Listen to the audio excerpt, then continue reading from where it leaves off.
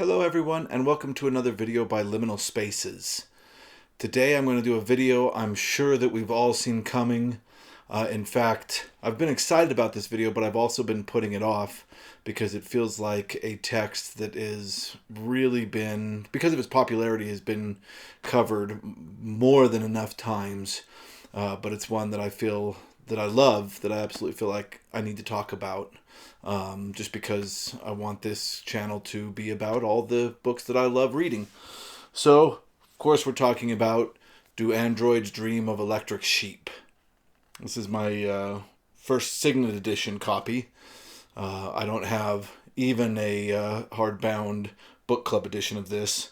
I don't know if they made book club editions of this, but I know that the hardbound editions are really, really expensive. It's something on my radar, but most of these books I actually get through yard sales and estate sales and all that, so they're just kind of found in the wild. Ones that I really love, I go out and order. For instance, I had to buy the Zelazny Dream Master book on eBay. And then I did a deep reading earlier of Philip K. Dick, the Three Stigmata of Palmer Eldritch. I went and ordered a copy of that off of eBay so that I could show what the hardbound looked like. But can't afford the copies that are on eBay of this one. It's just too expensive. So that's the paperback copy that I have.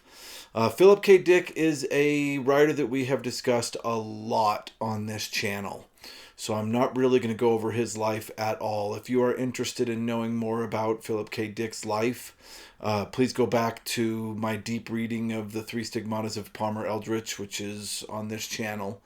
And you can learn a lot more about his life from there. What I will say is that this book, Do Androids Dream of Electric Sheep, was written in, I think, 67 or 68, but it was published in 1968. And knowing Philip K. Dick, it was probably written like 2 or 3 weeks before it was published. He is renowned for only doing one draft of each story or novel, and also of writing them very quickly, usually at least for this very prolific time that he was writing in the 60s, in kind of a drug-induced flurry of energy, we'll say. And this is one of the books that fall right into that.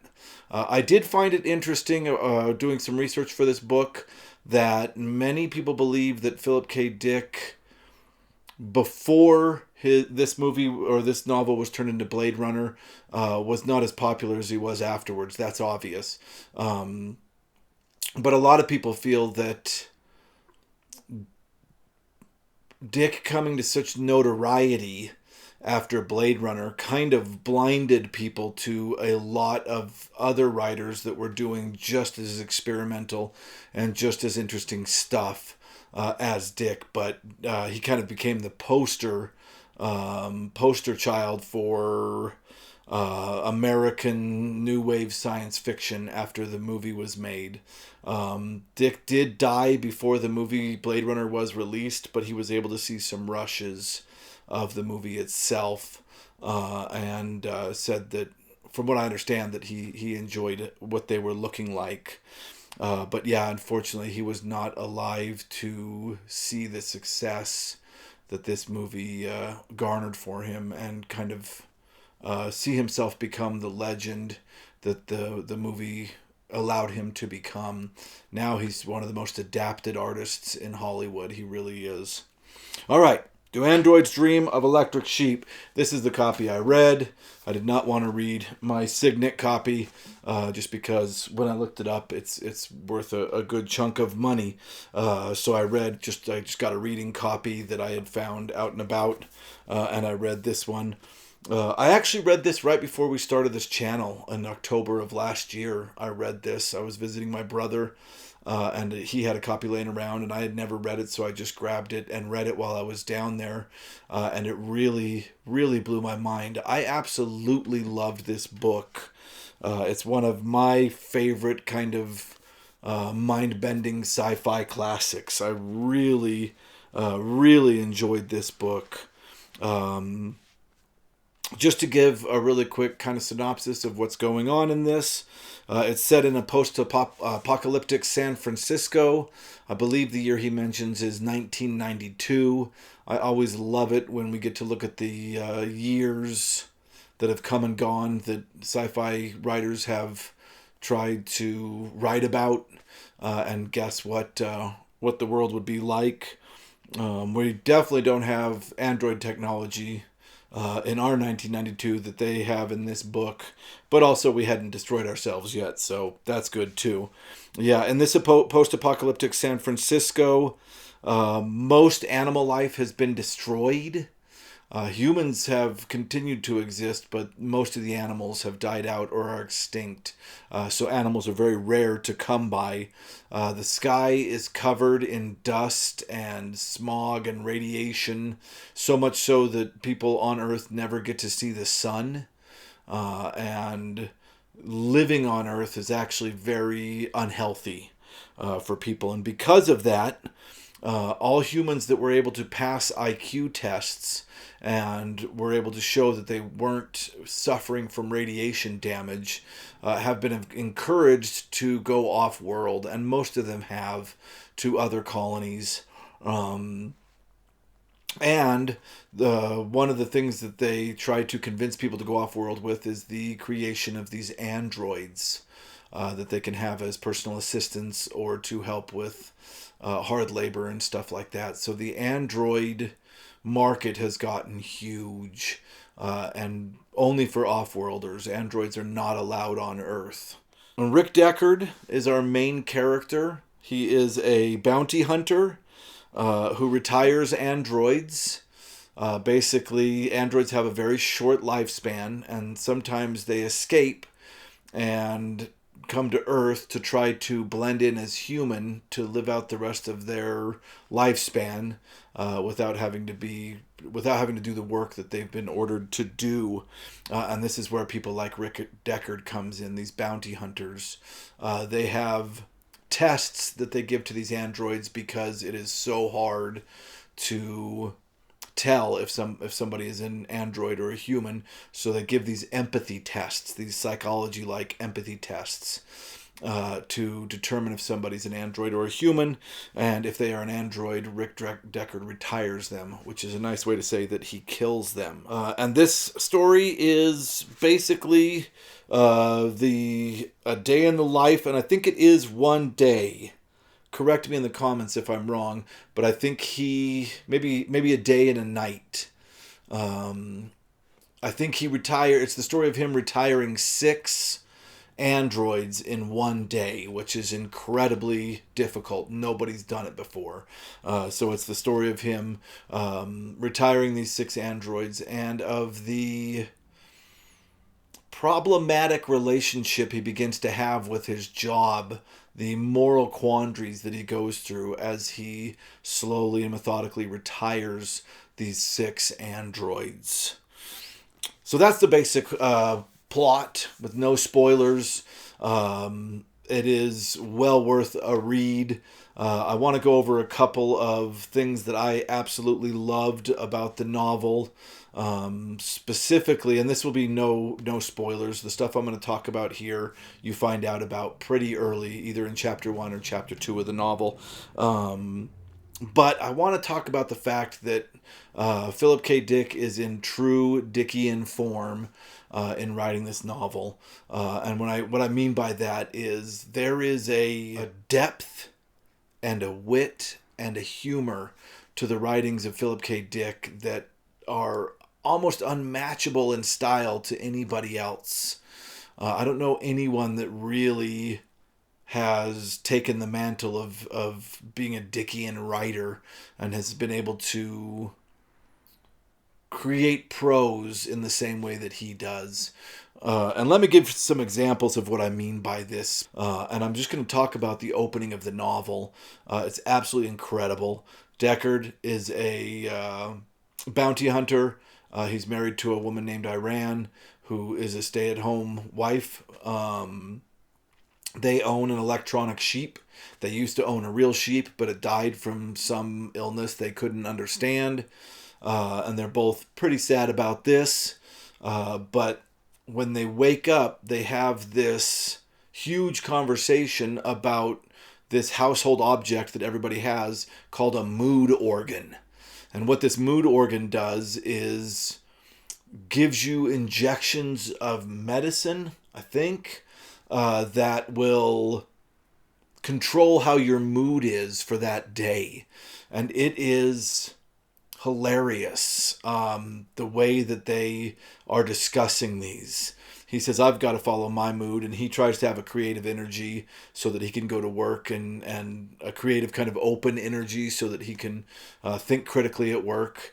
And she's looking at her mood chart and what her schedule for her mood is, and she says, well, it looks like I actually have to jump into a 6-hour self-deprecating depression today. And he's like, oh, maybe you can skip that if you don't want to. And he's like, maybe just watch some TV. And she's like, I don't know. I don't really want to watch TV. And there's literally codes for all of these specific emotions. And I think the code for the one that he suggests for her is 888. He says, dial 888 on the mood organ. And that will put you in the mood to watch TV no matter what's on. And this is what makes Dick really great, is that there is this rhythm of the wit in his novels. We see it in Ubik as well, and I won't go into that because I want to talk about Ubik as well.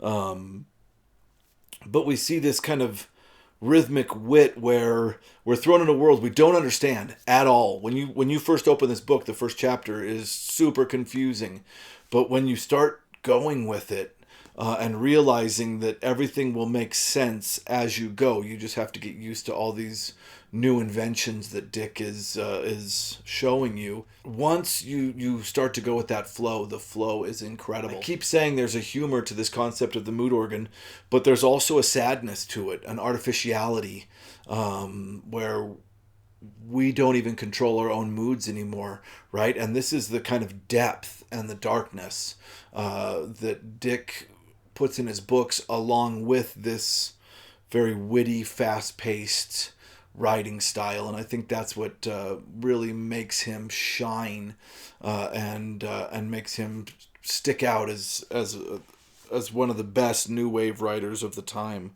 So yeah, there's the prose style, the writing style that is so enjoyable to watch or read, and then there is the wit in his writing, along with the depth. And for depth, I'm going to talk a little bit about the major theme of this novel, which is empathy. And this can be shown right away within the first chapter. Like I said, the Deckards owned a live sheep that died, so they have an electronic sheep. But electronic animals are something you really have to hide in this world, because everybody wants a real animal to be able to show love to prove that they have empathy. It is very important in the society to have empathy, but not only that, to prove that you have empathy. And one way to do this is through owning an animal. But real animals are so rare, and most of them are extinct, that people will buy fake animals that you can't tell the difference. You can't tell the difference unless you know how to open the panel that reveals that they're electric, which is super taboo, and nobody does that to each other, right? So everybody is showing off their animals as real, even though probably everybody's are electronic, which puts everybody in this constant state of wondering, like, and having this envy for their neighbors that have real animals while theirs is fake, when in reality probably everybody's animals are fake. Again, a witticism with incredible depth. And this concept of empathy runs throughout the entire novel, and it is incredible. I think it was Albert Camus who did a book called Shame, which is an entire meditation through a full family line.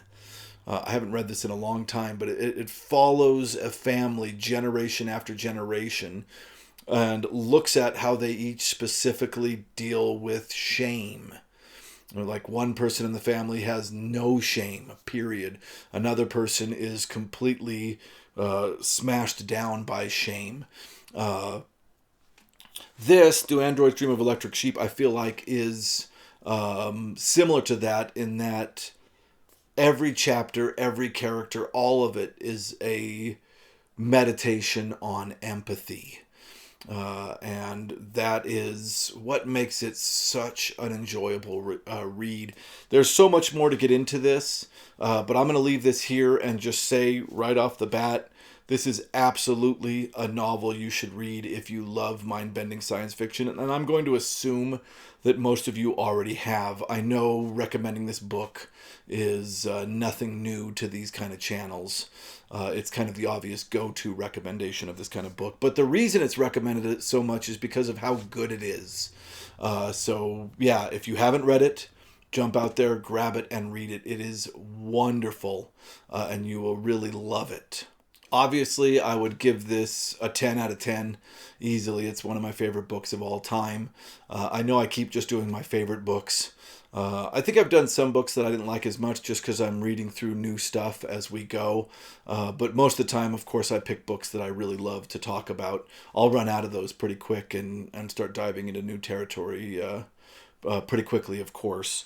So if you want to talk more about this novel or hear my specific interpretation of the theme of empathy throughout this novel, I am going to be making another video right now. I'll separate them on the channel, but I'm going to record the next one right after this.